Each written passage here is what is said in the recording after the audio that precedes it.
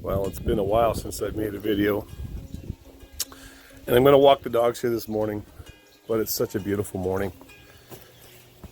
Just listen to the bird sounds. Just listen to that. Just turn this around. Get a little too much of the wind noise. Let's go get the dogs.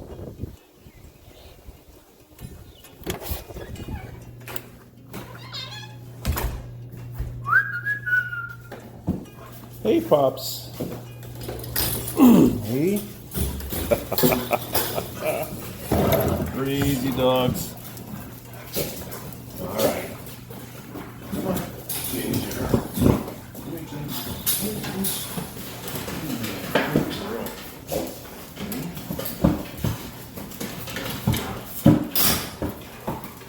Sanders.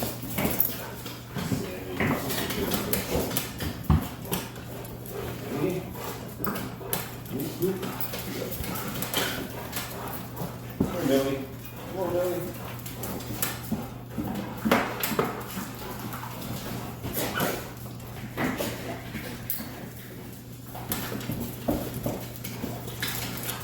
I really don't know how this is going to work with one hand on the camera, but we're going to try.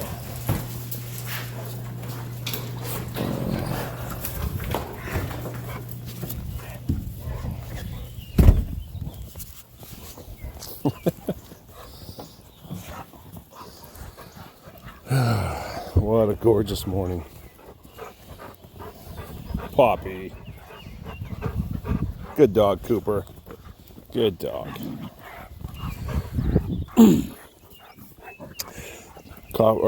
Cooper, sorry. Millie and Poppy here are best friends. But, of course, Millie lives outside with the big dogs. Poppy lives inside mostly. And after having been apart for the night, it's some time to catch up a little.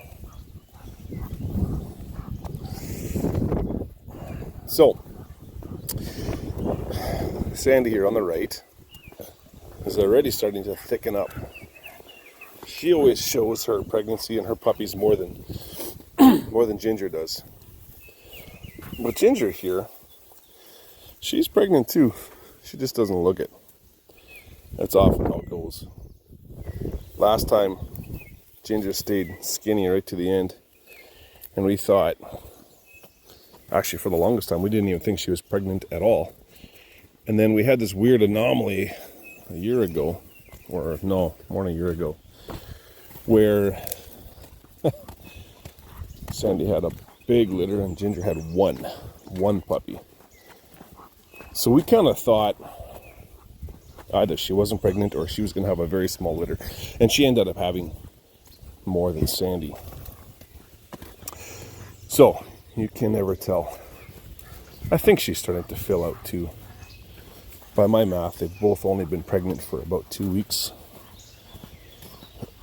So we're expecting our puppies first week in July. So this is our morning routine, and we actually often do this multiple times a day, especially on a long weekend like this where I'm not working and we've got the time. So, come on, Coop. Oh boy. Always sounds like a horse galloping at you. So I started doing the YouTube videos, I think in the winter time. And we walked these trails with the dogs a bunch of times. But it was winter. Nothing was green. And I think we've done a couple since the snow's been gone. But it was so dry. So we had no green. And now we've had close to 2 inches of rain. I think there's some more coming.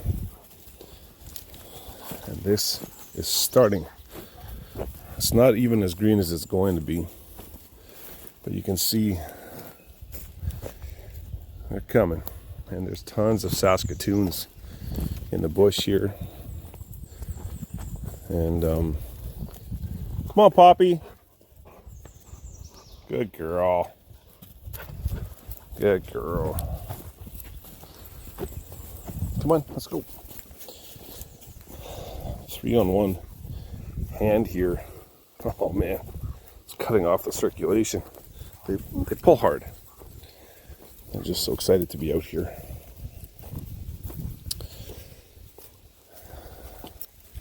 But it's very exciting to see everything turning green. And just, you know, I always think the dogs look healthier in the summer too. Maybe the fresh air, maybe just simply the air isn't so dry. I don't know. I just get tired of winter sometimes. And I love it when everything starts turning green. I'll have to start mowing these paths again soon. I guess that's the one plus to being very dry for a very long time, is you don't have to mow. I'd rather mow and have the rain. And I work with farmers, so this rain that we just had here, we'd call that $1 billion rain. Over the millions of acres of farmland in Manitoba, if we didn't get that rain right now, we would not have been able to achieve our maximum yield potential. And without a rain at seeding time, you can have half the harvest, which it was looking pretty bleak. So now, hey, a couple more good rains this summer and we could be looking at a real bumper crop. So very exciting.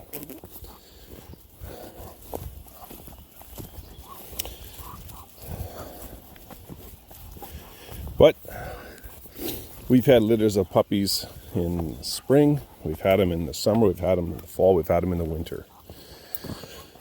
And the timing of these puppies will be first week in July. So that's actually a perfect timing. We get to enjoy them outdoors. We have a much better setup than we used to. We'll probably set up another temporary pen because the dog run currently, the dogs have kind of pounded it up to sand. Cooper, come! Cooper! Come, Coop! Cooper! Cooper! There he is. Good boy. Good boy. So the current dog run, there's no grass left. It's all sand, which is kind of nice because the sand is easy to keep the dogs clean, etc. But for the puppies, when we get them in July, when they start walking and moving around, it'll be very nice to get them on the grass. So we'll set up another pen. Anyway, they'll be ready to go in the first week of September, thereabouts. So we get to enjoy the entire pregnancy and the 8 weeks of the puppies here at home without any cold weather to worry about. And hate to say it, but we've lost a number of puppies over the years in the winter. Very, very few in the summer. I will say the last 2 litters we didn't lose any, even though it was winter, because we have a much better setup than we used to. But it's a lot more work in the winter, and very, very excited to have a litter in the middle of summer, ready to go by fall. So, yeah.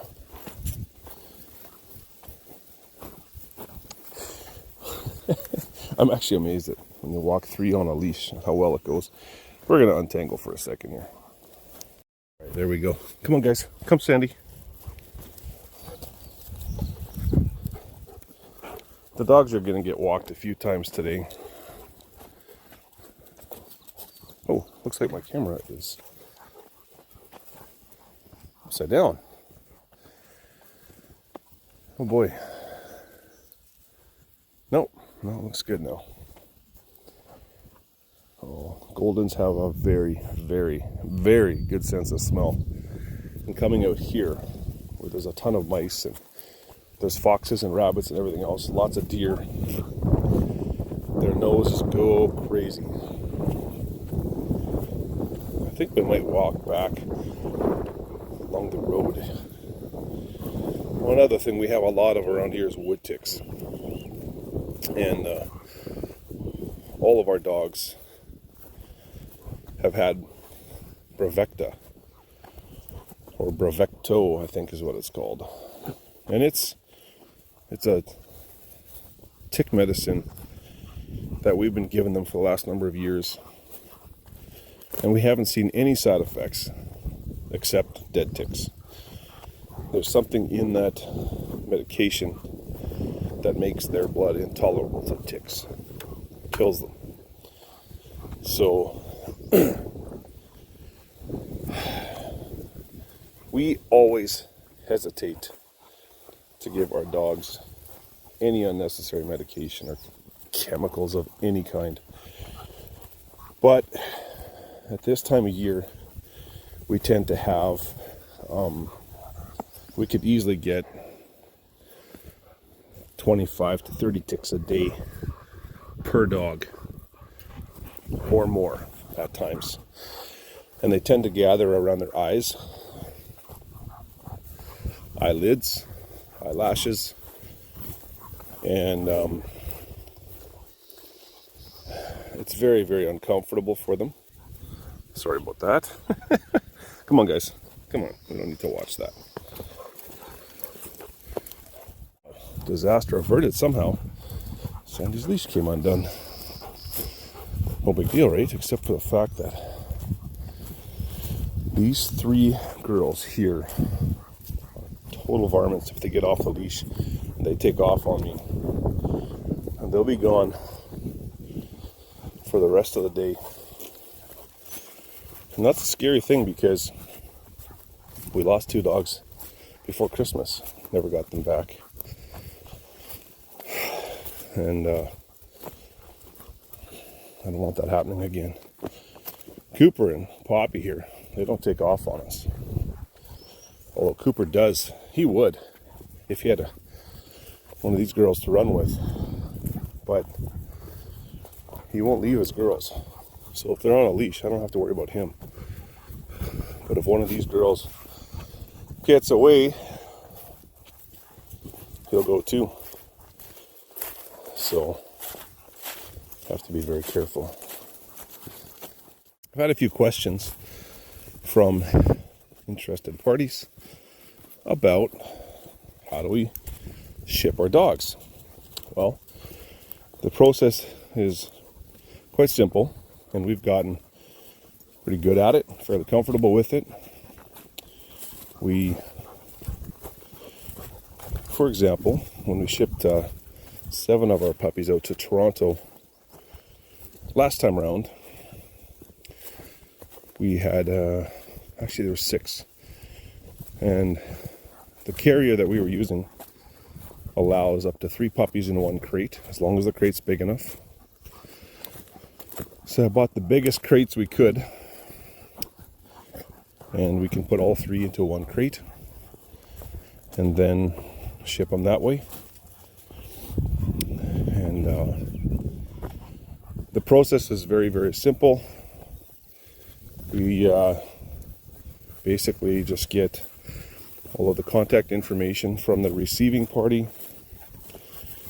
There has to be a very, very clear ID so that Cooper come, Poppy come. So the information on the tag on the crate matches exactly the ID of the person picking up the dog. Come on, Cooper. Which only makes sense. Cooper, come on. Good boy.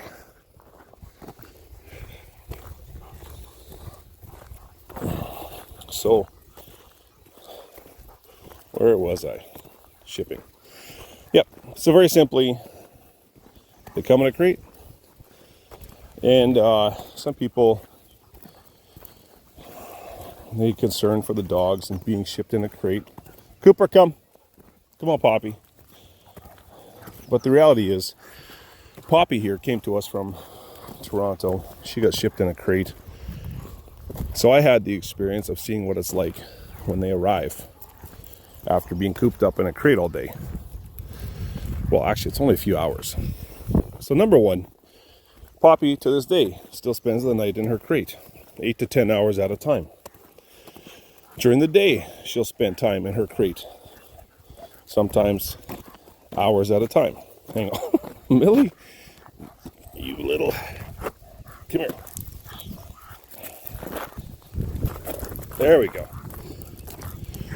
Okay, bottom line is, especially when you're initially crate training a dog, the time in the crate is not the issue. They need time in the crate. So that part's no big deal. Okay, then the stress of, how about the stress of being shipped in a crate on an airplane? Well, people do it with dogs all the time. People go overseas with their animals, cats and dogs. Small dogs, small cats can be carried in a carry-on on the plane, but big dogs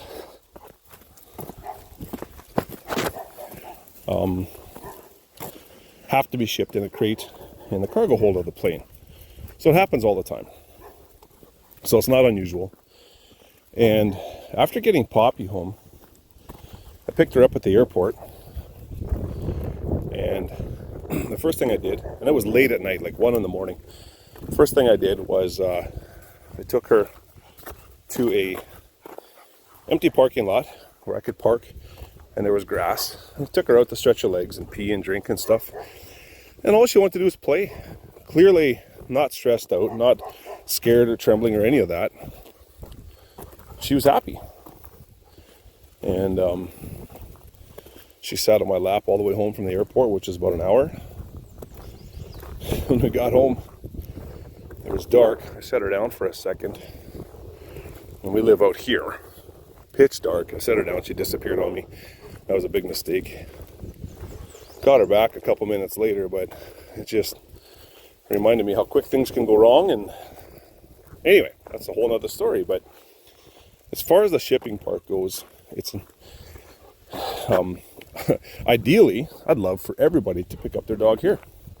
Pick up their puppy right here on our yard for a number of reasons. Partly so that I can meet you all. We really, really enjoy the people that we get to meet through doing this. So, number one, I'd love to meet people here and have them pick up their puppy here.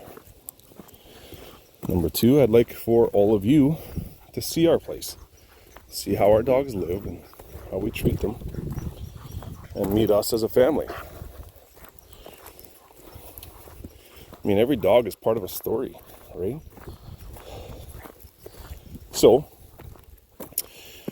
and secondly, thirdly, fourthly, wherever we're at, I'd love it if each dog got to travel home with their owner in their own vehicle. But I don't necessarily think that's better than the flight. I'll tell you what, we've had people come from up to 24 hours away several times now, 2,400 kilometers or more to pick up puppies. That generally means a 2-day trip going home. 2 days. Now, the nice thing about a road trip is you can stop and the puppy can stretch its legs, have something to drink.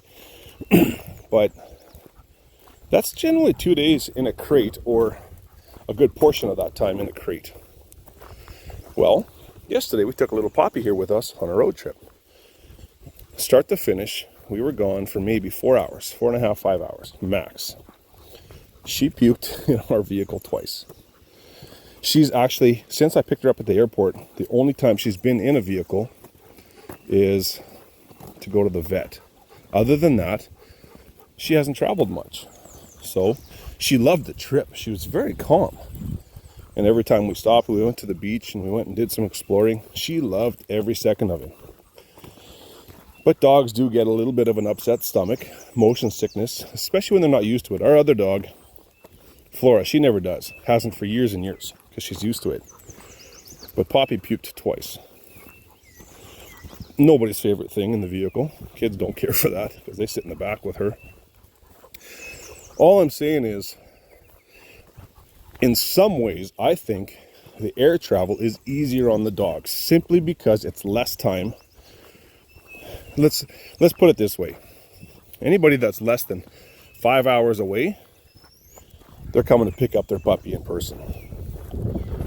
Anybody that's more than 5 hours away, most of the time, I shouldn't say anybody, they're flying. The ones that are further away only get maybe 3 hours in a crate, and for those that go all the way out to Newfoundland, they'll spend an overnight in Toronto, and then another 3 hours in their crate. So they don't have any one long stretch in the crate. Whereas those that travel by car, and maybe have gone all the way up to Edmonton, actually we had one that went all the way out to Vancouver, or Fort St. John. It was a 2-day trip.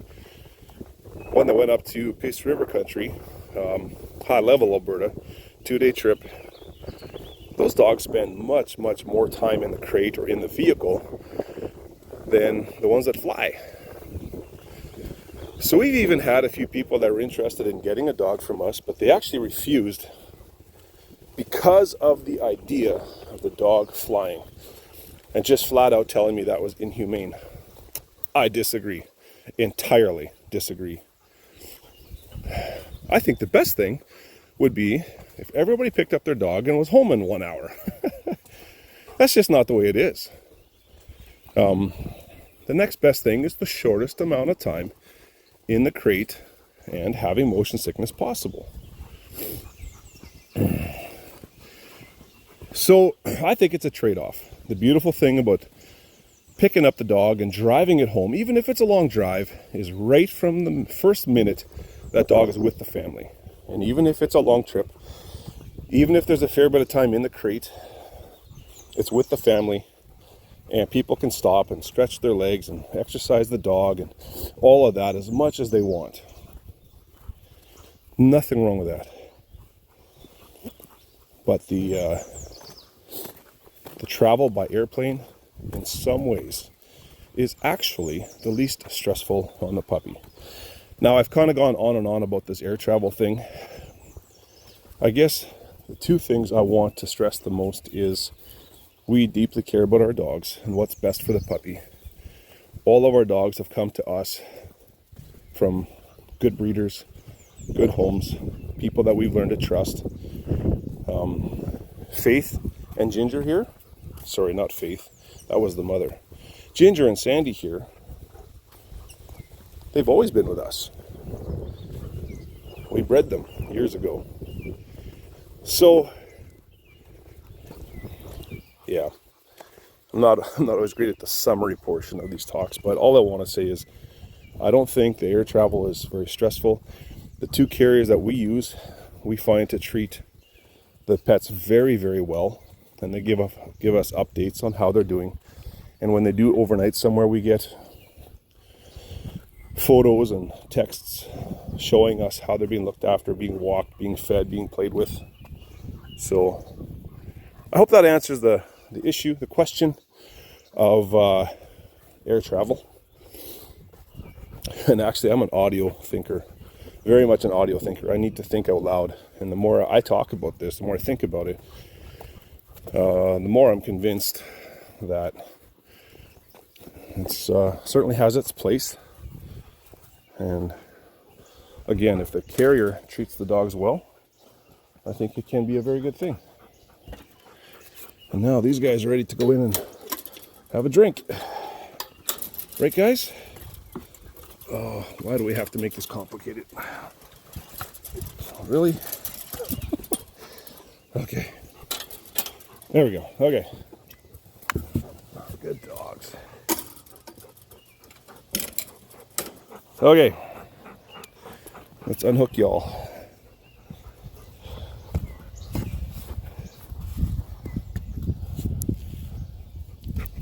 No. Come here, Coop. There we go.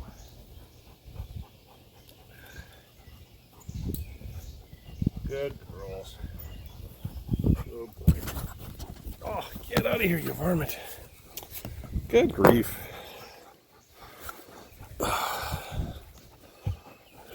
Thanks for watching, guys. Please excuse the scruffiness.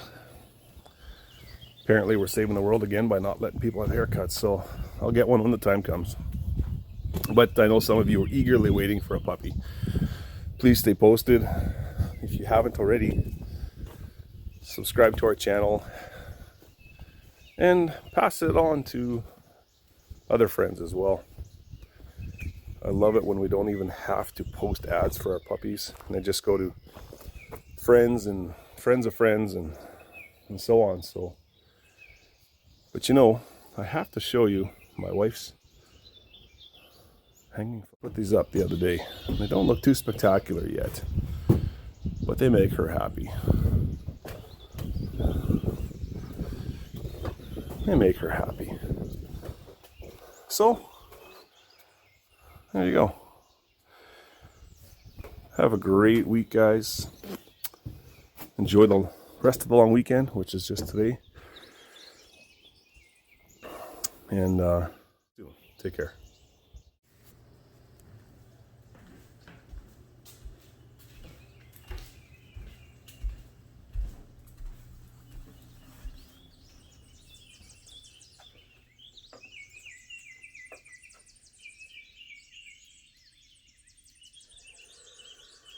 Boy, it sure sounds like the birds, like a cool misty morning after a rain.